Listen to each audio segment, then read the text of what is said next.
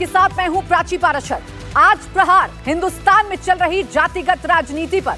2024 का चुनाव आपके, मेरे या देश के मुद्दे पर लड़ने की तैयारी पर कम, जातियों के बहाने अपने अपने वोट बैंक को साधने की कोशिश पर हो रहा है।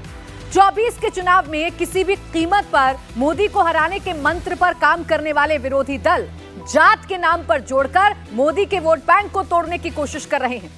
आज मैं आपको बताऊंगी बिहार से लेकर यूपी तक आखिर क्यों जातियों की माला जप रहे हैं विरोधी, और क्यों बीजेपी के लिए जातिगत जनगणना एक ऐसी बॉल है जिसे खेलने से कैच आउट का डर है और छोड़ने से बोल्ड होने का।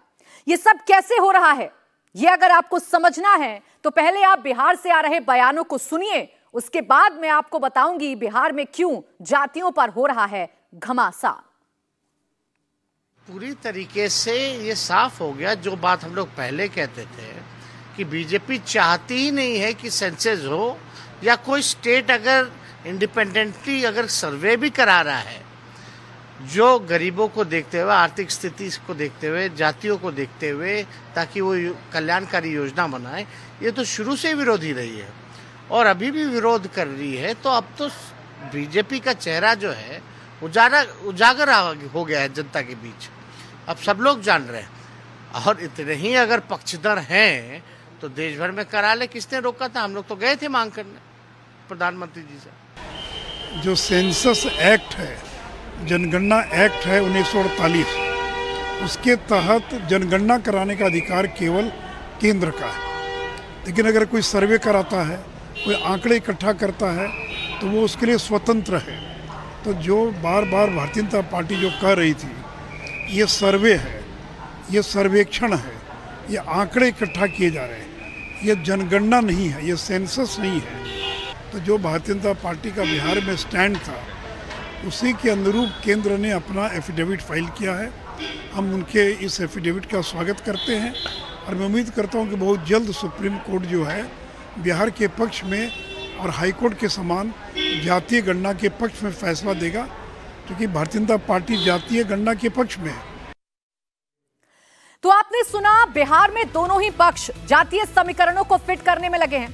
ना नीतीश सरकार को आपत्ति है, ना ही बीजेपी को। लेकिन ये इतना सरल नहीं है जितना इन नेताओं के बयानों से आपको लग रहा है।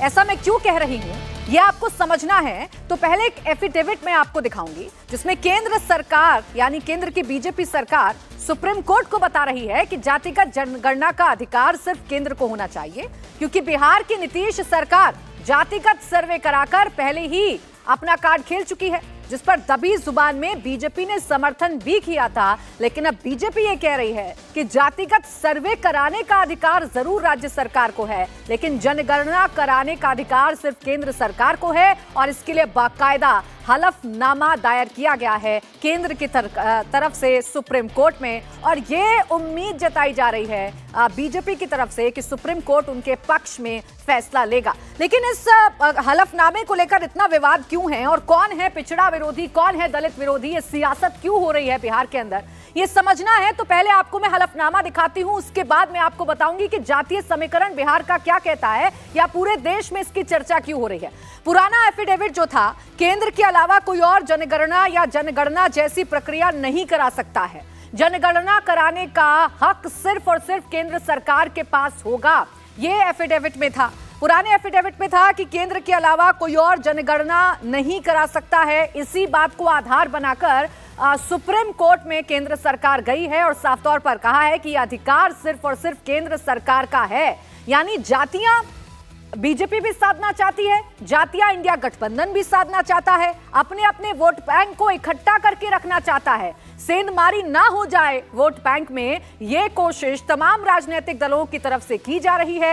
एक तरफ इंडिया गठबंधन जातियों की बात करके हिंदुत्व वाला जो वोट बैंक है भारतीय जनता पार्टी का, उसे बांटना चाहता है, तो वहीं दूसरी तरफ इंडिया गठबंधन की ये कोशिश नाकाम रहे, ये तमाम जो कोशिश है वो अब भारतीय जनता पार्टी की तरफ से यानी बीजेपी की तरफ से की जा रही है। पुराने एफिडेविट की बड़ी बात यह है, अब नए हलफनामे में पुराने हलफनामे के उस पैराग्राफ 5 को हटा दिया गया है जिसमें कहा गया था कि केंद्र सरकार के अलावा कोई और संस्था जनगणना या जनगणना जैसी कोई प्रक्रिया नहीं करा सकती। हालांकि इस नए हलफनामे में भी सरकार का कहना है कि सेंसस एक्ट 1948 के तहत भी सिर्फ केंद्र सरकार को पूरी जनगणना कराने का अधिकार है। क्या हटाया गया? पुराने हलफनामे का पैराग्राफ 5 हटा दिया गया है। पैराग्राफ 5 में क्या था? जनगणना जैसी किसी अन्य प्रक्रिया का जिक्र था। क्या बरकरार है? बरकरार यह है कि सिर्फ केंद्र सरकार को ही जनगणना का अधिकार होगा।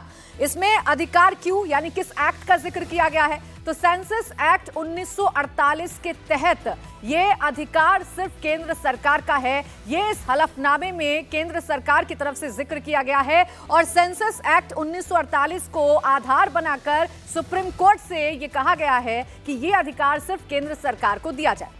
अब सवाल यह है कि जनगणना पर सहमति देने वाली बीजेपी ने सुप्रीम कोर्ट में हलफनामा क्यों दिया? आपको यह समझना है तो बिहार में जातियों के समीकरणों को देखना होगा।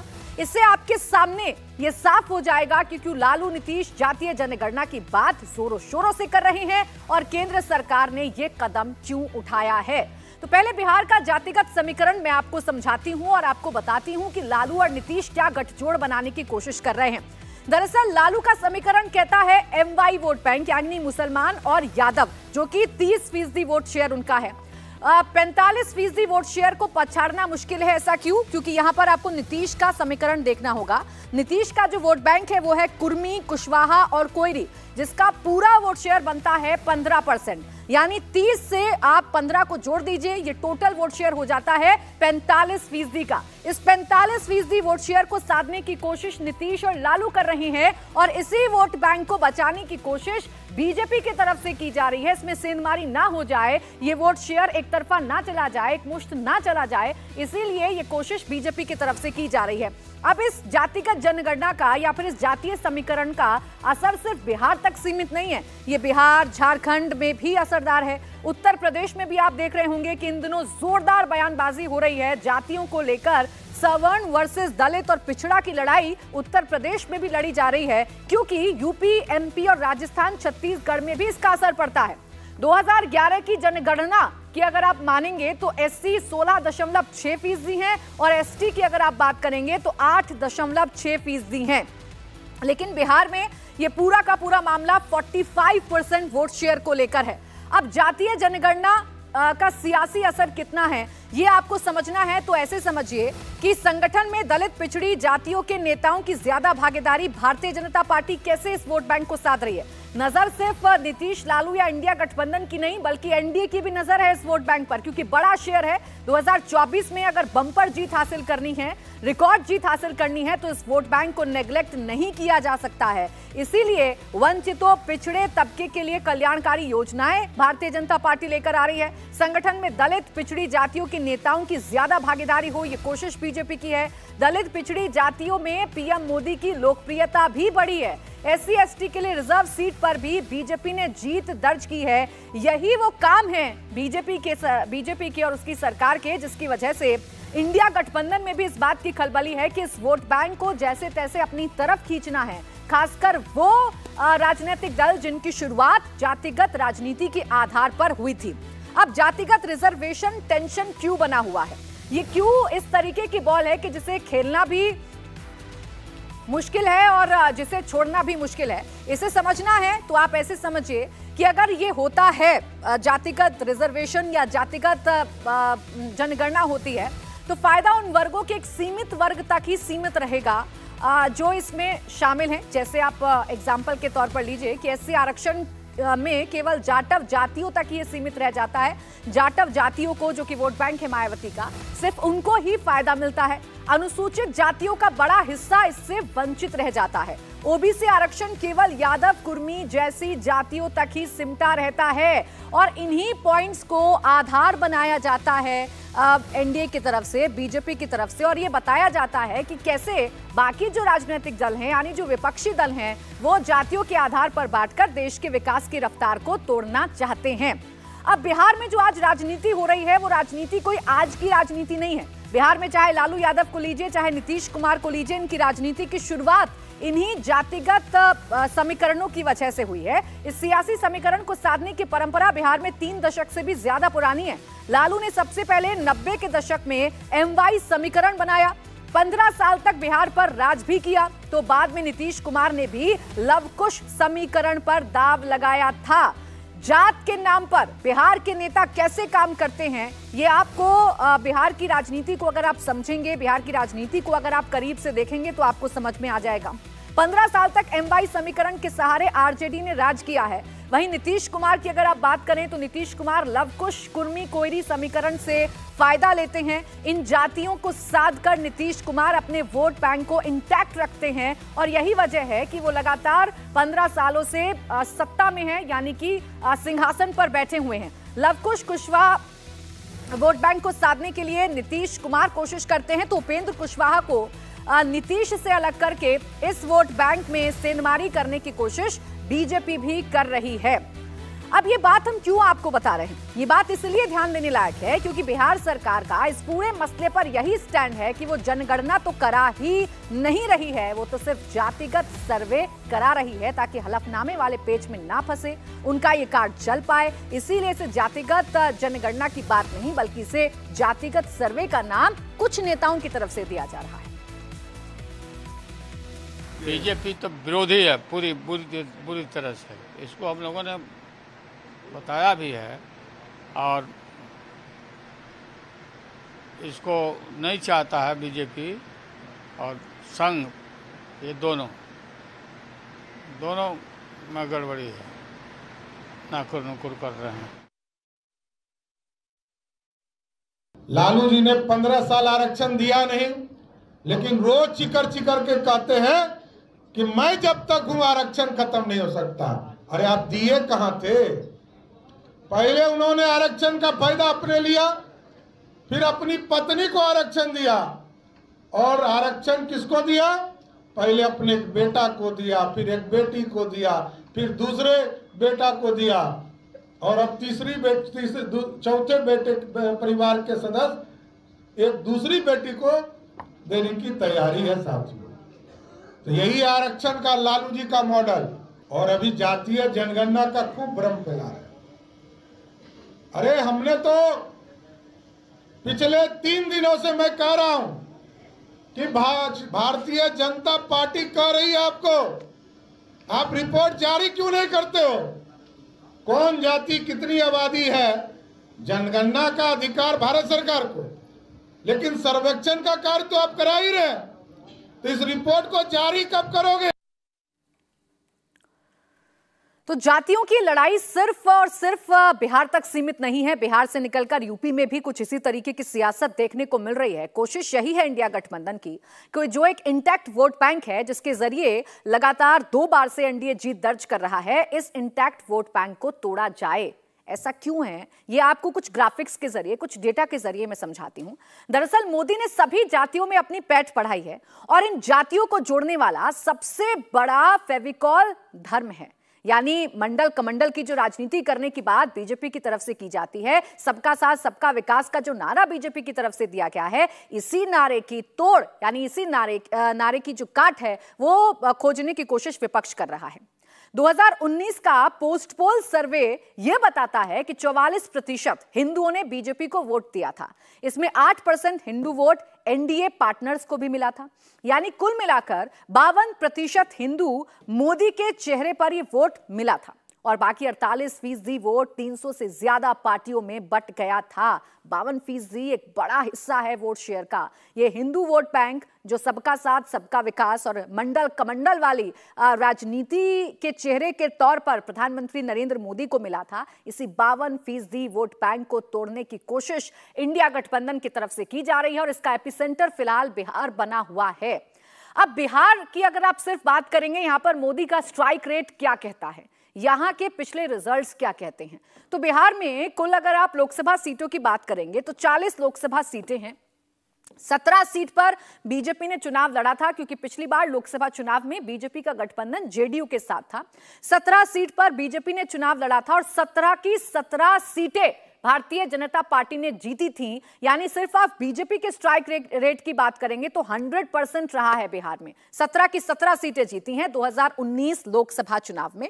ओवरऑल जो वोट मिला बीजेपी को वो था 23.58% और जिन 17 सीटों पर बीजेपी ने जीत दर्ज की वो वोट शेयर है 56%, यानी आधे से ज्यादा वोट शेयर मिला उन सीटों पर जहां पर भारतीय जनता पार्टी ने जीत दर्ज की थी। अपने इसी वोट शेयर को बीजेपी एक मुट्ठी में रखना चाहती है, अपने इसी वोट शेयर को बीजेपी अपने से अलग नहीं होना देना चाहती है। इसीलिए जातीय जनगणना पर जो पेच है वो फिलहाल फंसा हुआ नजर आ रहा है।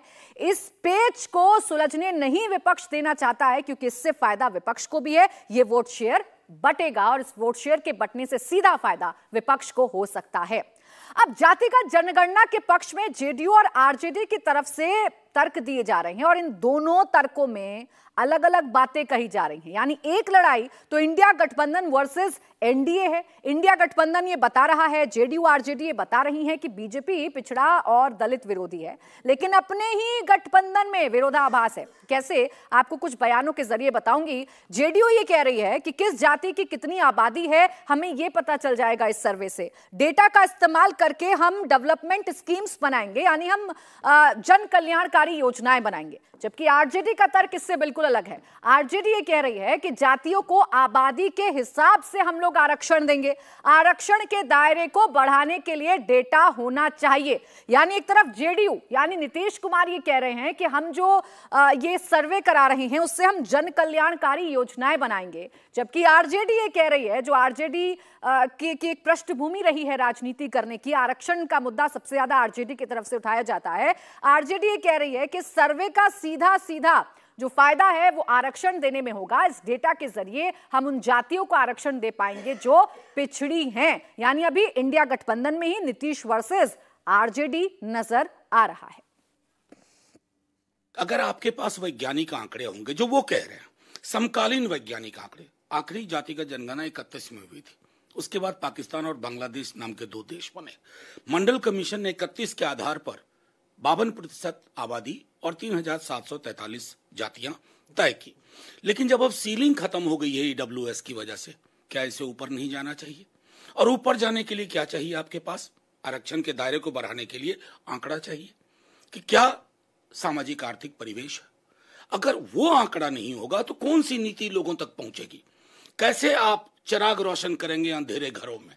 ये महत्वपूर्ण है और इस पर किसी की अलग अलग राय नहीं है, एक ही दल की अलग राय है, जो पीएमओ से नियंत्रण हो रहा है, मोदी जी और अमित शाह जी द्वारा।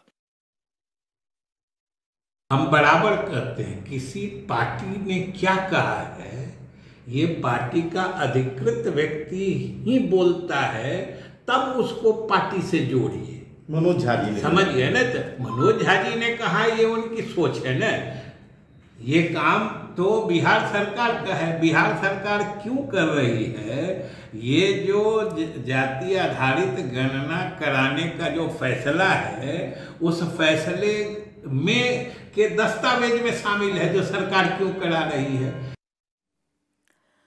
तो अभी जेडीयू और आरजेडी के बीच में क्लियर नहीं है कि आखिरकार ये जातिगत सर्वे क्यों करवाया जा रहा है। दोनों में ही विरोधाभास है। एक दूसरे के नेता इस पर बयान भी दे रहे हैं, लेकिन कोशिश ये है इंडिया गठबंधन की कि हिंदू वोट बैंक को तोड़ा जाए, जिसका सीधा सीधा नुकसान बीजेपी को होगा। इंडिया टीवी हर वक्त हर जगह डाउनलोड करने के लिए सर्च करें India TV news Google play store या ऐप स्टोर पर।